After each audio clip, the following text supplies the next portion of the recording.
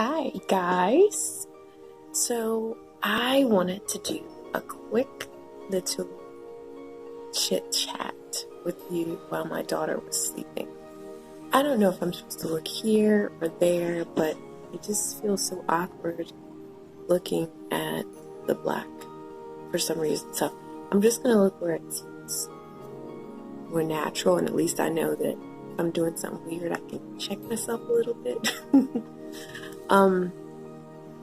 But anyway, so I wanted to talk to you about plants and what I've learned since I've been taking care of them. So they've always been around. My mom always had us out in the yards, at least with the blooming flowers, weeding, and that was always fun. I always put my hands in the dirt and really preferred to do that rather than wear gloves, and I still do. But because I've seen bugs in dirt before, and certain bugs give me the heebie-jeebies more than others, sometimes recently, especially since the dollar store was having this huge sale, I found some gloves for $1. I was like, well, if I feel like I want to wear some gloves, I'm definitely going to, because some of those bugs are, woo! So, okay, one of the things that I've learned later in my life taking care of them is that with some plants, you really don't need to heavily saturate them with water.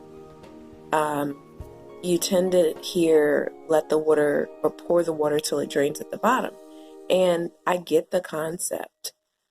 But what I found is that if you've been able to see the root ball of your plants, the roots period, and you know what they're looking like, how far they are in the pot, how high they are up, it would be better to water them accordingly. So you can water them with a spray bottle. Some of the succulents, they might be babies, and therefore the roots haven't fully grown into the pot that they're in.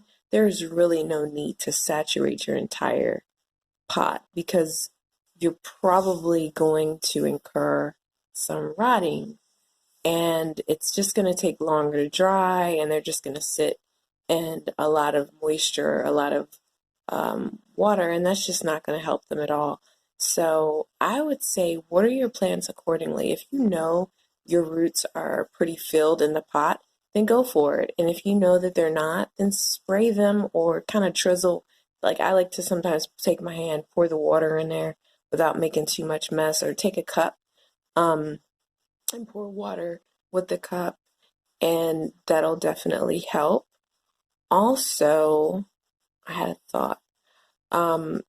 If you are having certain plants experience like brown spots, I recently learned you can use filtered or distilled water, and you can even boil your own water, the one of the highest levels of sterilization. So you can boil your water and you can use it that way after it cools off, or you can fill your water in a container that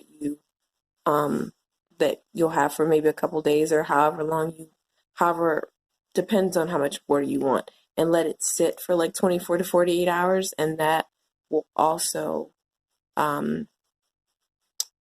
purify your water, or at least rid it of most of those contaminants that are present, unfortunately. But one thing I've also found is like it's interesting that the more conscious you become of your plant care, you become more conscious of your own care. And it's like, well, if I'm giving my plants this water and it's better for them, it's probably better for me. So yeah, that's that. And with the water, and also I want to say, like, sometimes we feel like the ones of us who are like extremely into plants, and we're just like, it's an addiction, it's an obsession. It's a good one though. You feel like, oh my gosh, either I'm spending so much money online, or I'm constantly going to the store. And you can propagate your own plants, you can do your research. YouTube has so much information. Google, you can subscribe to others. I had to decline a call to describe to others, and subscribe to others, and, learn from other people. Some people are more informed when it comes to other plants, and some of us are more informed when it comes to other plants. So definitely you can propagate your own plants.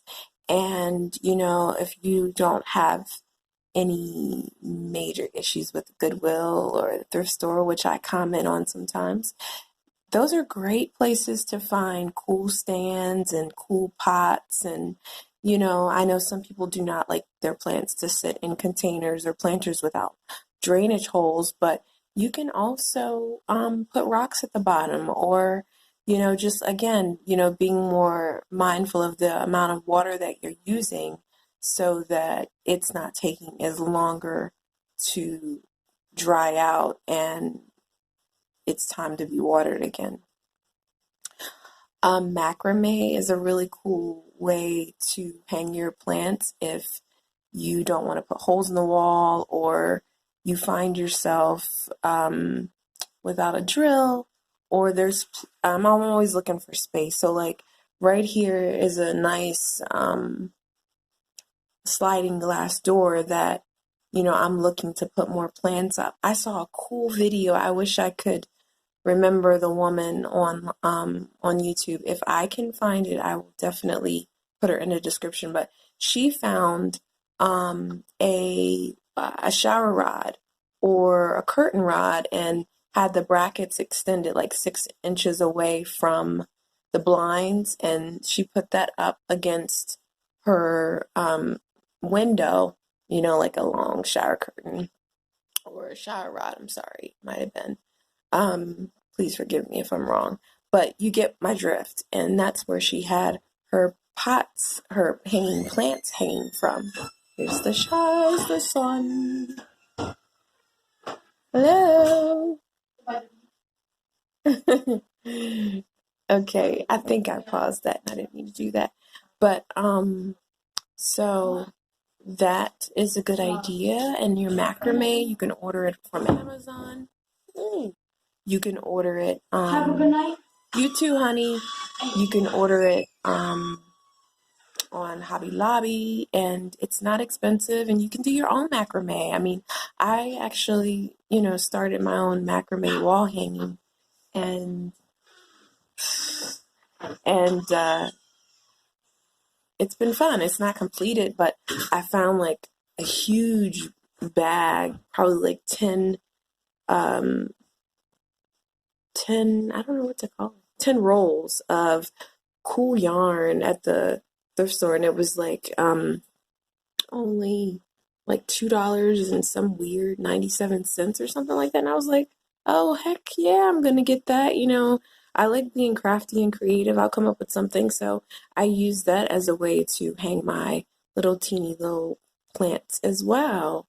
And I've gotten several things, which I'll do a video on, just showing you the little things that I've gotten when I've gone to Goodwill, because that's right down the street from me. So I'll walk there really quick. And actually, sometimes I have to take a break. I make myself take a break because I will use any excuse I have, like, oh, I've got $5. I might find something at the Goodwill.